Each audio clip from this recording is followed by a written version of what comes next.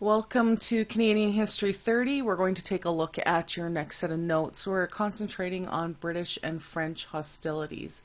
So just to recap from our last set of notes, we were talking about Les Filles du Roi and how these women were integral to creating and booming the population in Nouvelle France.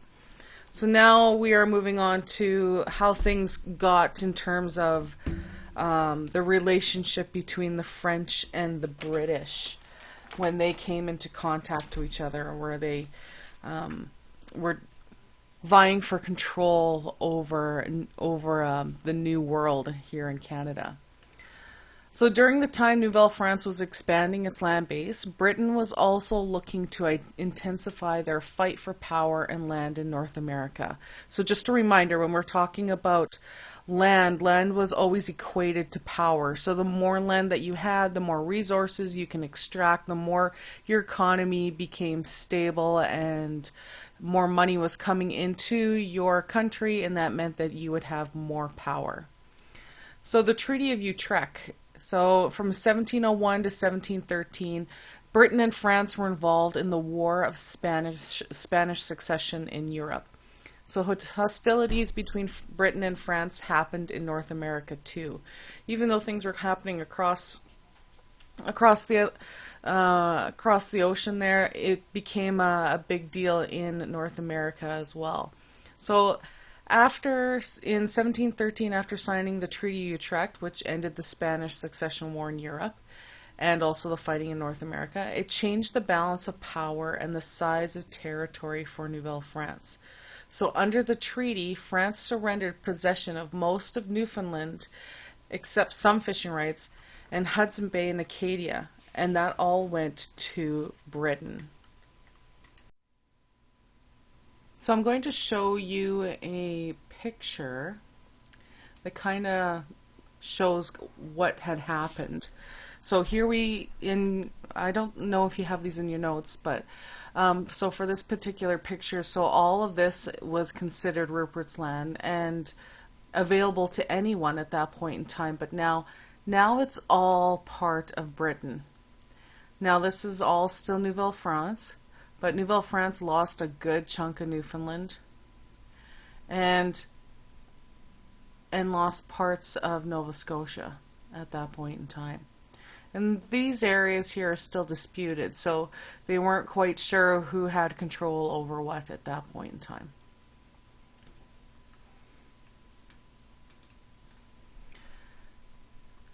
So under the treaty, France surrendered possession of most of Newfoundland, showed you that, except some fishing rights, and Hudson Bay and Acadia became Britain.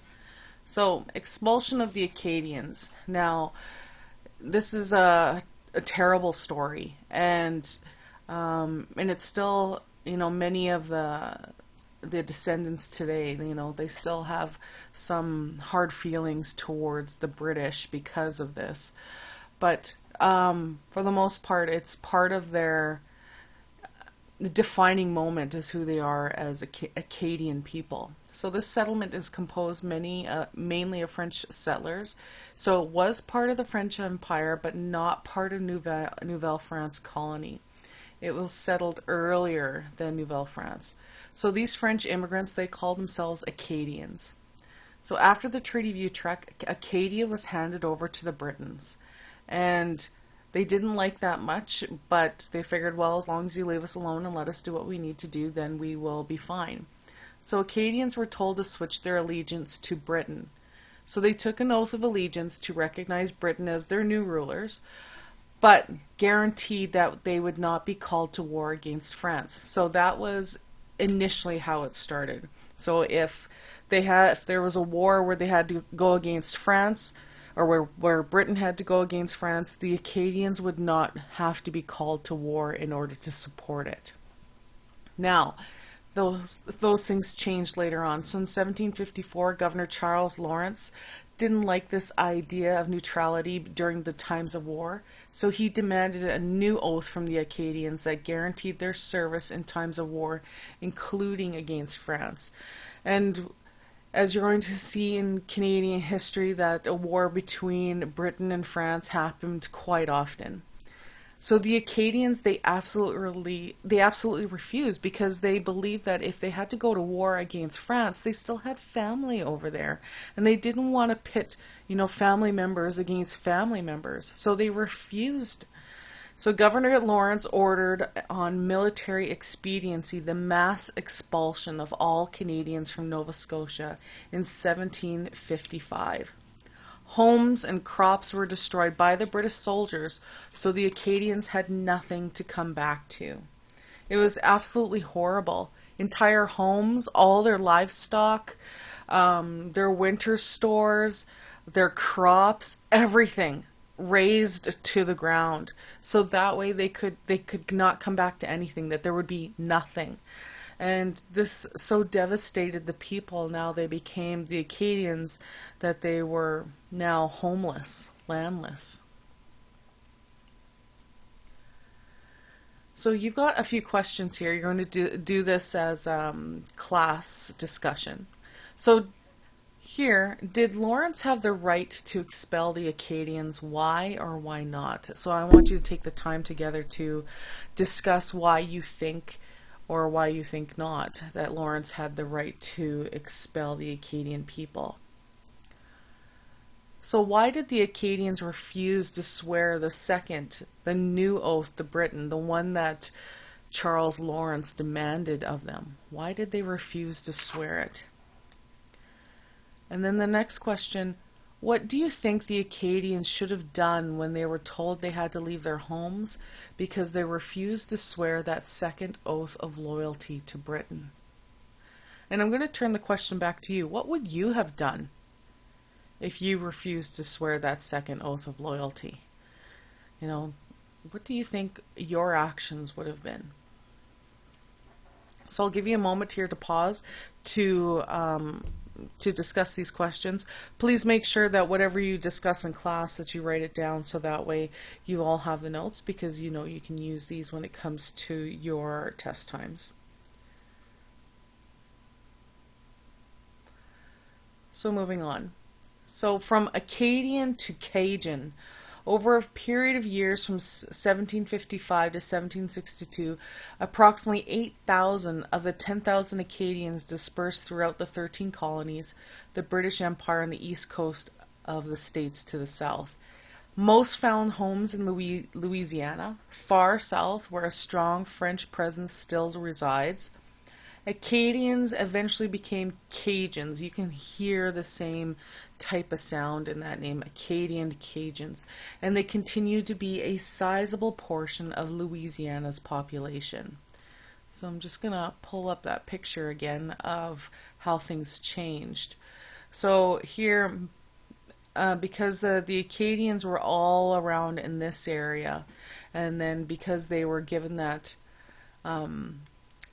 it wasn't even a choice. It said you swear the oath or you're gone, and they refused. So they decided to disperse down here to the 13 colonies. Even though Britain was part of this, later on the 13 colonies, they decided to break away from Britain in its entirety, so that Britain had no control over them.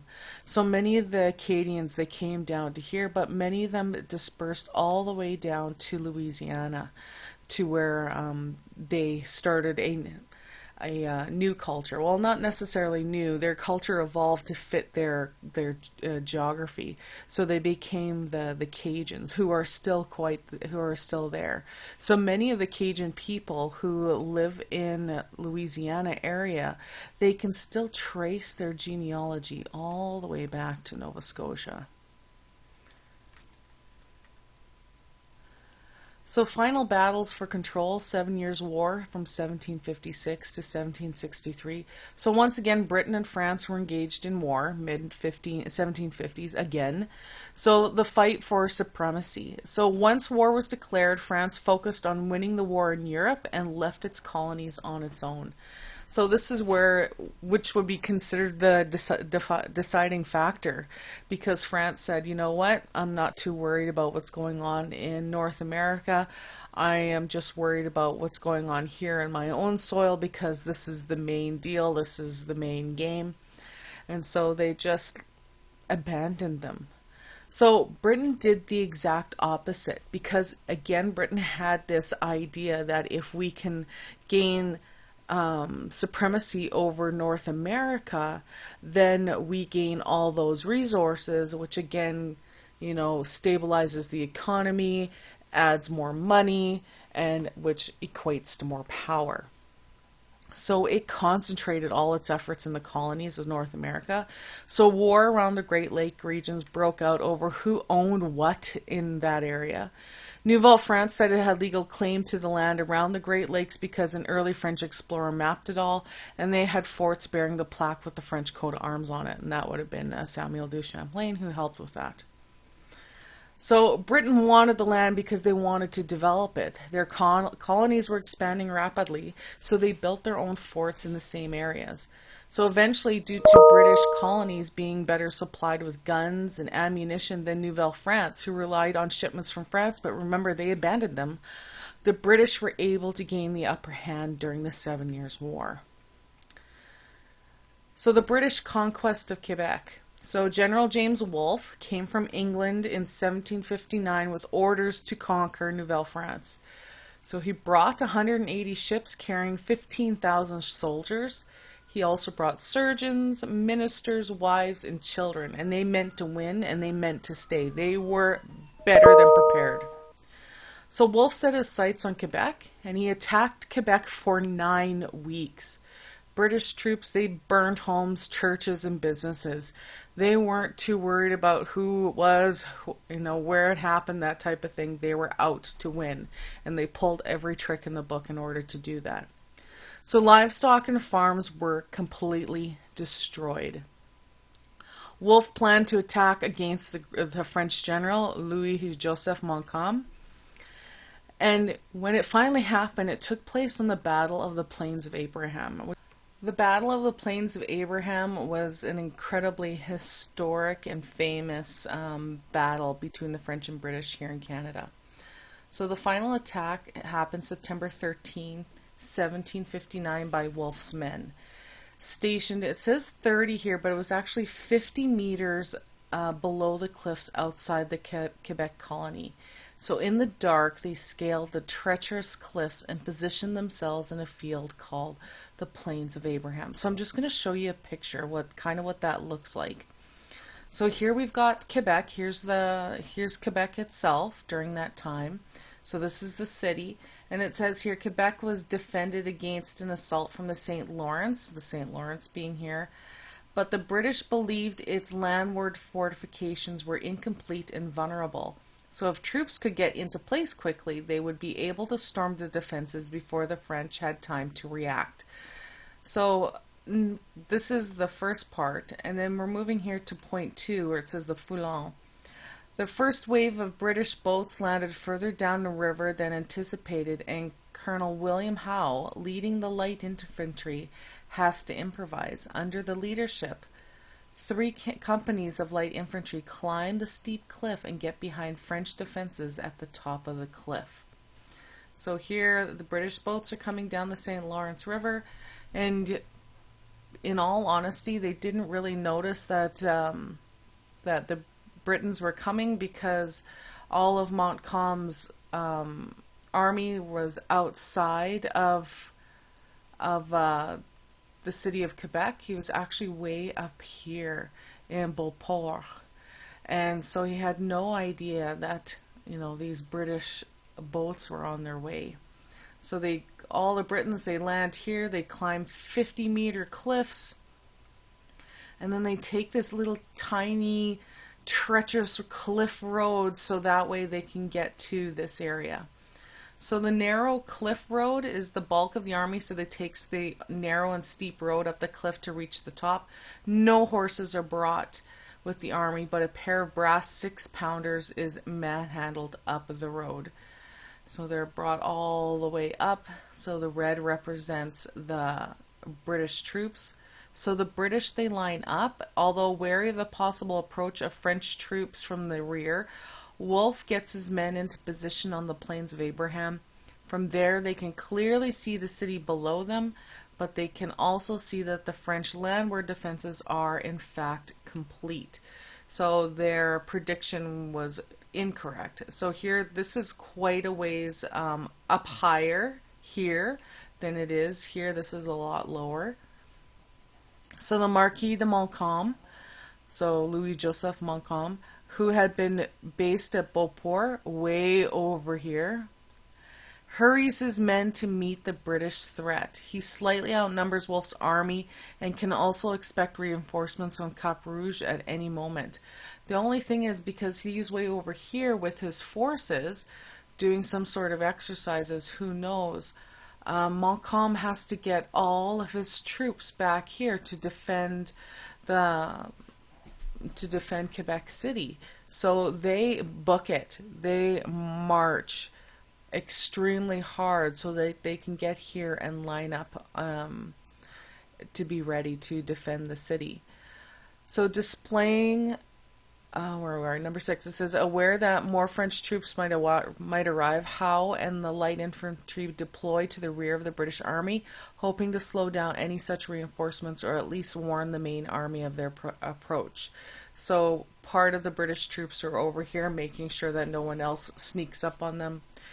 Montcalm is marching his troops as fast as possible to line up against the British. They're trying to get there in time.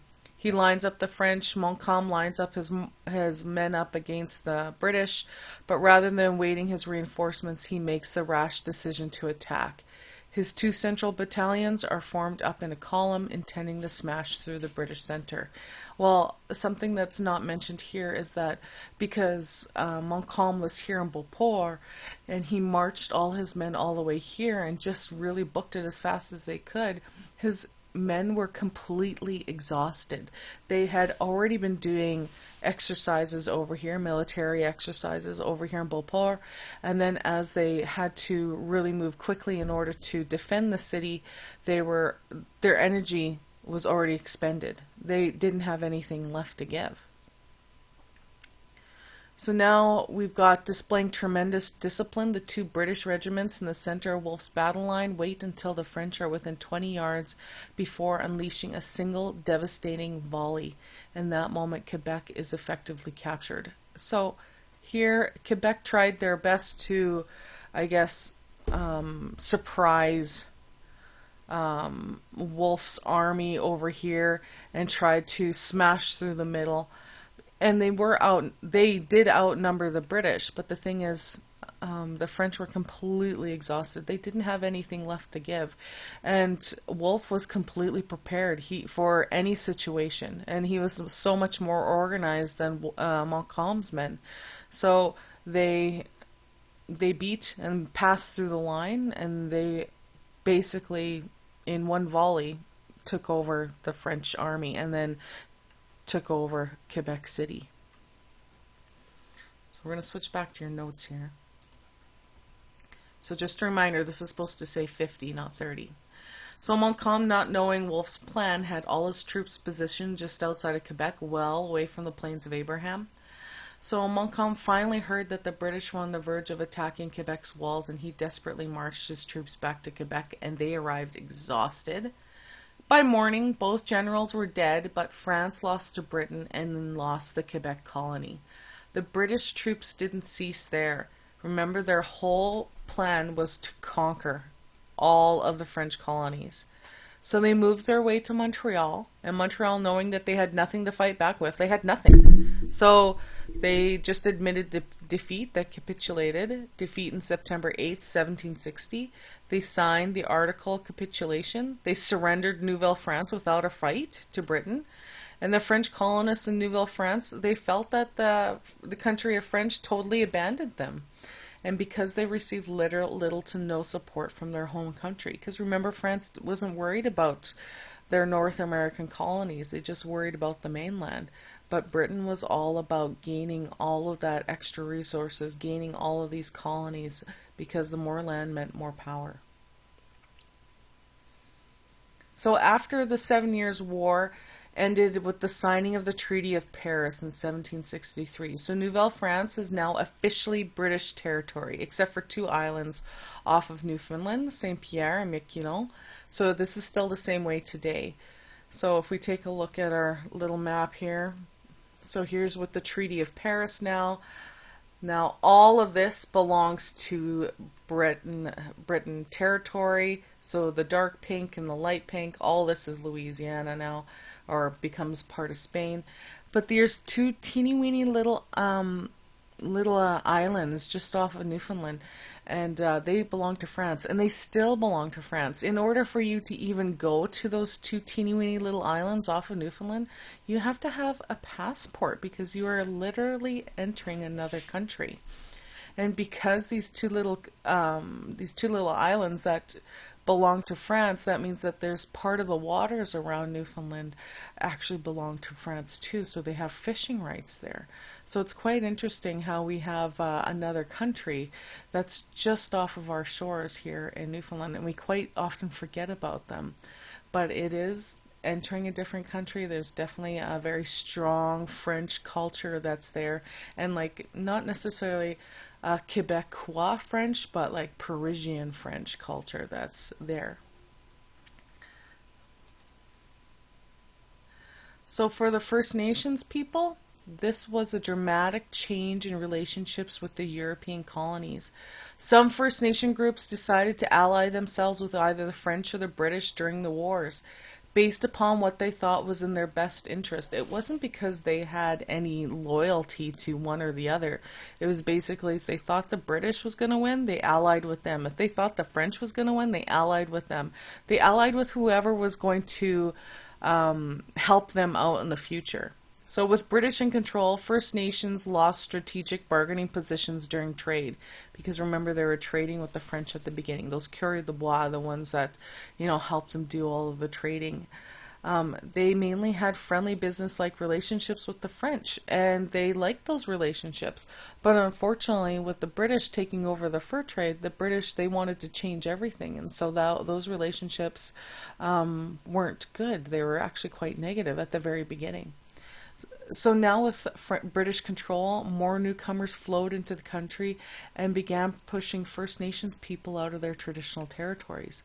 So if we take a look here, wrong one, that's looking at with the Treaty of Paris. So if we take a look here, now we've got all of these lands that are now effectively under British control. And then we have all of these around the Great Lakes here, because here's the St. Lawrence River, it comes down, and here's the Great Lakes. So here, the majority of the people here are Ojibwe or Anishinaabe, but because there were so many colonies being set up here and different forts being set up here, the Anishinaabe people were pushed and pushed and pushed farther west, and so many had left their territory, their home territory. So they either went further south or they pushed farther west, and so now we've got a good number of Anishinaabe people that had finally settled here in Manitoba. Although now their territory extends all the way from Manitoba all the way around the Great Lakes, all the way down here to the southern part of the United States area.